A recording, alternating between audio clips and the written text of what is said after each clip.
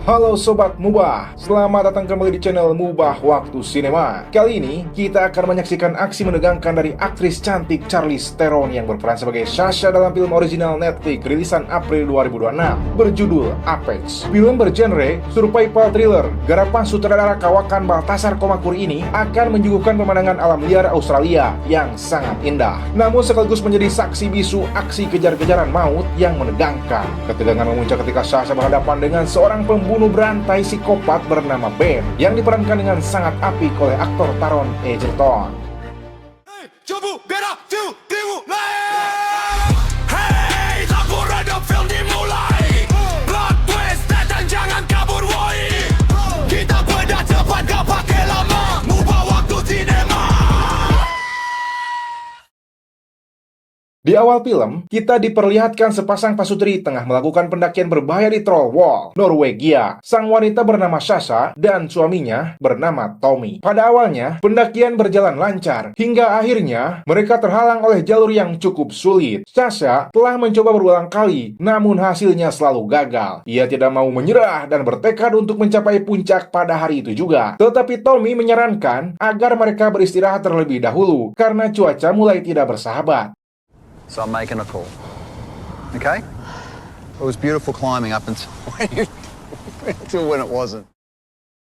Mereka terpaksa turun karena badai besar melanda kawasan tersebut. Sasha turun terlebih dahulu, sedangkan Tommy menahan barang-barang mereka. Badai yang semakin memburuk mengakibatkan salju dan bebatuan berjatuhan ke arah mereka. Naas bagi Tommy, sebuah batu besar menghantamnya hingga ia tak sadarkan diri. Sasha yang belum sempat mengiatkan tali pengaman Tommy hanya mampu menahannya dengan tangan kosong. Tommy tak kunjung sadar, dan kekuatan Sasha pada akhirnya mencapai batas hingga ia tidak sanggup lagi menahannya.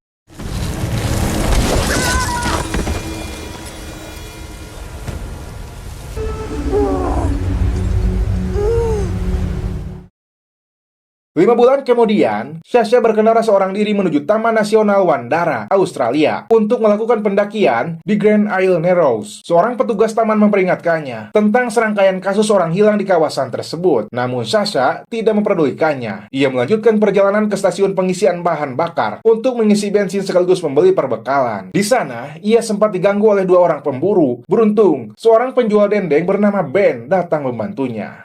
I'm sorry about that. I just thought I should probably have a bit of a word. Yeah, you didn't need to. It's okay. Sebelum memulai pendakian, Sasha meminta bantuan Ben untuk menunjukkan arah menuju Grand Isle Narrows. Ben menawarkan dua pilihan jalur yang mudah dan jalur yang sulit. Sasha memilih jalur yang menantang, di mana Ben merekomendasikan untuk memulai perjalanan dari Blackwater Bay. Rute ini dinilai sangat menarik karena perjalanannya harus ditempuh dengan mengarungi arus sungai. Because you're gonna love it. The water's unbelievable. Okay, great. I really appreciate it. Okay. Sasha akhirnya tiba di teluk yang menjadi titik awal perjalanannya. Namun pada malam harinya, Sasha dikejutkan dengan kedatangan dua pemburu yang sebelumnya ia temui. Sasha memilih untuk tidak memperdulikan mereka. Ia segera masuk ke dalam mobil, mengunci pintu dan langsung beristirahat.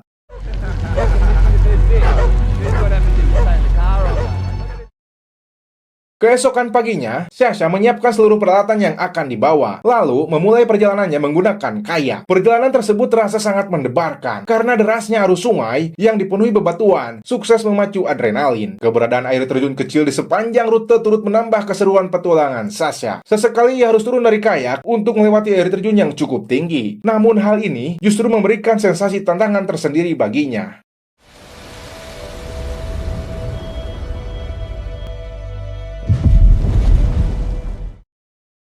Di pertengahan jalan, Sasha menemukan foto orang hilang beserta beberapa barang milik mereka. Karena hari sudah menjelang malam, Sasha memutuskan untuk mendirikan tenda dan beristirahat. Ia menggantungkan tasnya agar tidak diambil oleh hewan liar. Namun pada pagi harinya, Sasha terbangun oleh suara pekikan yang aneh. Ia mendapat tasnya telah hilang dan ada seekor ular di dalam tendanya. Khawatir akan terjadi hal buruk, Sasha bergegas melanjutkan perjalanannya, walaupun permukaan sungai sedang ditutupi oleh kabut asap.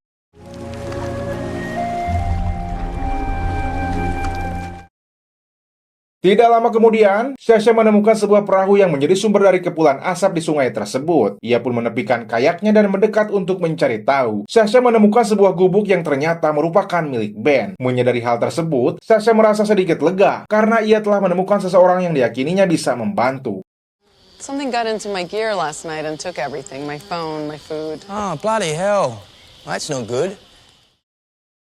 Ben berjanji akan memberikan Sasha beberapa perlengkapan. Namun sebelum itu, ia mengajak Sasha untuk makan bersama terlebih dahulu. Mereka saling bercerita dan mulai akrab. Tetapi Sasha mulai merasakan ada hal yang janggal, sehingga ia berencana untuk segera pergi. Ben kemudian mengeluarkan perlengkapan yang ternyata adalah tas milik Sasha. Tidak hanya itu, Ben juga menggenggam sebuah busur panah sambil memegang ponselnya. Ia memutar sebuah lagu dan memberikan waktu kepada Sasha untuk melarikan diri sebelum lagu tersebut berakhir.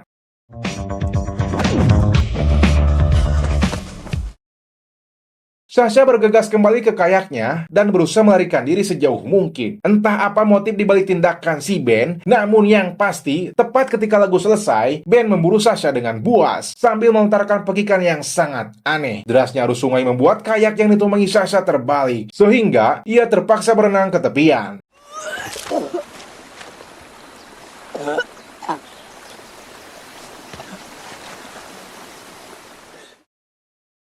Secerca harapan mulai muncul ketika Sasha mendengar suara beberapa orang dari kejauhan. Tetapi, ternyata suara tersebut berasal dari rekaman ponsel yang telah disiapkan oleh Ben. Tiba-tiba, sebuah anak panah melesat dan hampir mengenai Sasha. Ben rupanya telah mengincarnya dari atas ketinggian. Tanpa ada pilihan lain, Sasha hanya bisa berlari dan menghindar dari hujanan anak panah yang dilepaskan oleh Ben.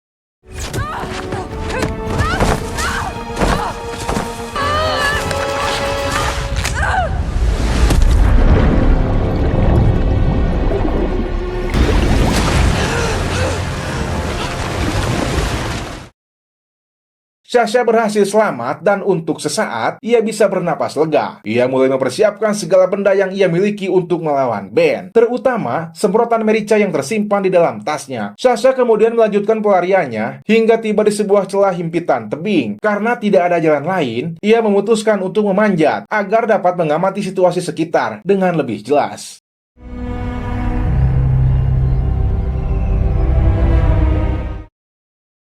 Menggunakan teropong, Sasha mulai menganalisis lokasi tersebut. Ia menyadari keberadaan kayak milik Ben yang berpotensi ia gunakan untuk melarikan diri. Namun suara pekikan misterius itu kembali terdengar. Sasha segera mengarahkan teropongnya ke setiap sudut untuk mencari sumber suara. Terlihat Ben sedang menatap dan tersenyum ke arahnya. Dengan cepat, Sasha bersembunyi di bawah tebing untuk menghindari kejaran psikopat tersebut. Beruntung, Ben tidak menyadari keberadaannya, sehingga Sasha berhasil lolos kembali.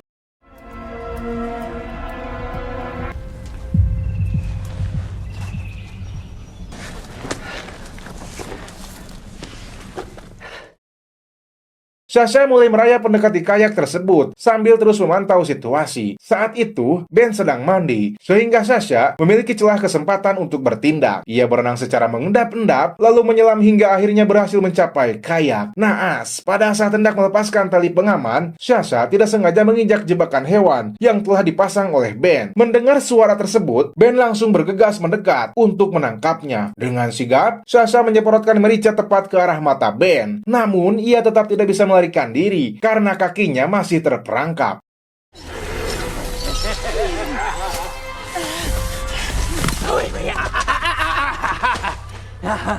Is that what you think we're doing? You think we're playing a game, Ben? It's not a game. It's a ritual. Ben kemudian menggantung Sasha pada sebuah pohon di depan gubuknya. Sasha dibiarkan tersiksa hingga malam tiba dan hujan deras mulai mengguyur tubuhnya. Ben mulai meracau tentang pentingnya sebuah ritual. Meskipun bersikap layaknya orang gila, banyak dari perkataannya yang terdengar masuk akal dan relevan dengan realita kehidupan masa kini. Enduring pain is a part of growing up, Sasha. It's a rite of passage. Keesokan paginya, Ben membawa Sasha pergi ke suatu tempat. Di tengah perjalanan, Sasha dilemparkan ke dalam sungai, lalu ditarik menggunakan kayak melewati arus yang sangat deras. Beruntung, Sasha masih mampu bertahan hidup, tetapi Ben kemudian memaksanya turun ke dalam sebuah lubang bawah tanah. Di sanalah tersimpan tumpukan mayat yang mengerikan, termasuk jenazah para pendaki yang dinyatakan hilang. Mayat-mayat tersebut ternyata diproses untuk dijadikan dendeng daging yang selama ini dijual oleh Ben. And it's important to make use of the kill. It's more reverent that way. Ben bersiap untuk mengeksekusi Sasha. Namun Sasha berusaha mengulur waktu dengan berbicara seolah-olah ia mengetahui masa lalu kelam yang menimpa Ben. Sebagai respons, Ben melepaskan gigi palsunya dan memperlihatkan deretan gigi aslinya yang telah diasah menjadi sangat tajam. Entah trauma mengerikan apa yang pernah dialami Ben di masa lalu, yang pasti itu bukanlah hal yang wajar. Please don't.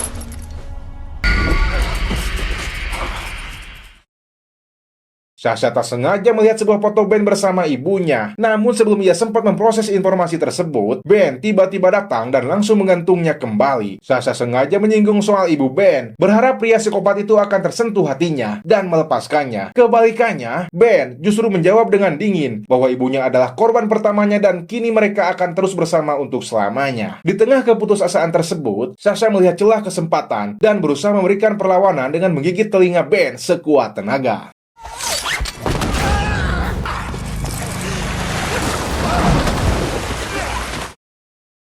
Sasha berhasil melompat ke dalam air. Namun Ben dengan cepat mengikatkan tali Sasha pada tubuhnya sendiri, sehingga mereka tidak akan terpisah. Keadaan menjadi semakin kacau saat arus air yang sangat deras menyeret mereka hingga jatuh dari air terjun. Kepala Ben terbentur hebat dan membuatnya tidak sadarkan diri. Sementara tali yang mengikat mereka tersangkut pada sebatang pohon. Beruntung, Sasha masih mampu meloloskan diri sejenak dari hempasan air dan menepis sambil susah payah menarik tubuh Ben. Sasha berusaha keras melepaskan ikatan tali tersebut. Namun sayangnya, Ben telah sadar kembali.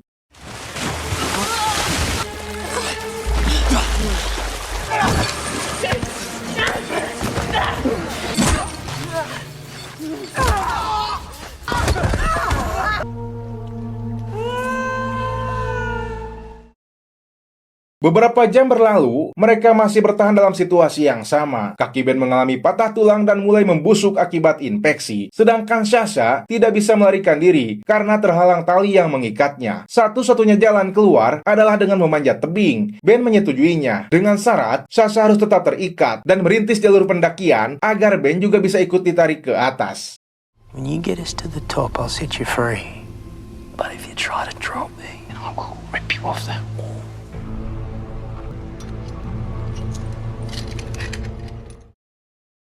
Sasha mulai memanjat dan mengaitkan tali sebagai pijakan untuk Ben. Sedikit demi sedikit, mereka terus mendaki tebing tersebut dengan cukup lancar. Di tengah proses itu, Sasha tampaknya memiliki rencana lain. Ia diam-diam berusaha membuka simpul tali di tubuhnya. Namun, Ben menyadari hal tersebut dan langsung menghentikannya dengan cara menarik tubuh Sasha secara kasar.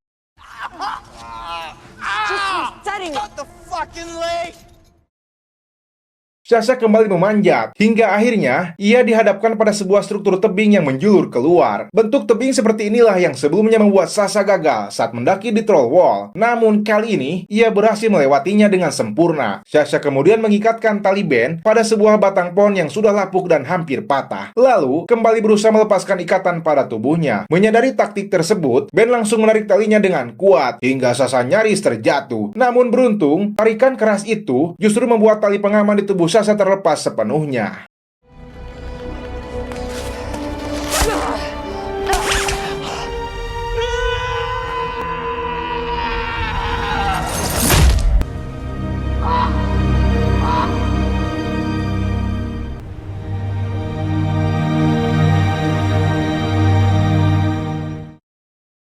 Sasha terus memanjat tanpa menggunakan alat pengaman apapun. Dengan kondisi tubuh yang sudah sangat kelelahan, tetapi tekadnya yang membara untuk bertahan hidup membuahkan hasil yang manis. Ia akhirnya berhasil mencapai puncak tebing, melampaui batas kekuatan fisiknya yang sudah hampir menyerah.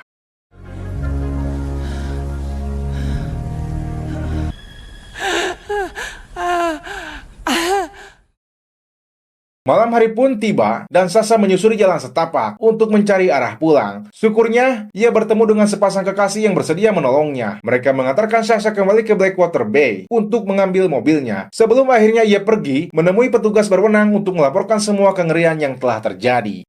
I know where they are. All of them.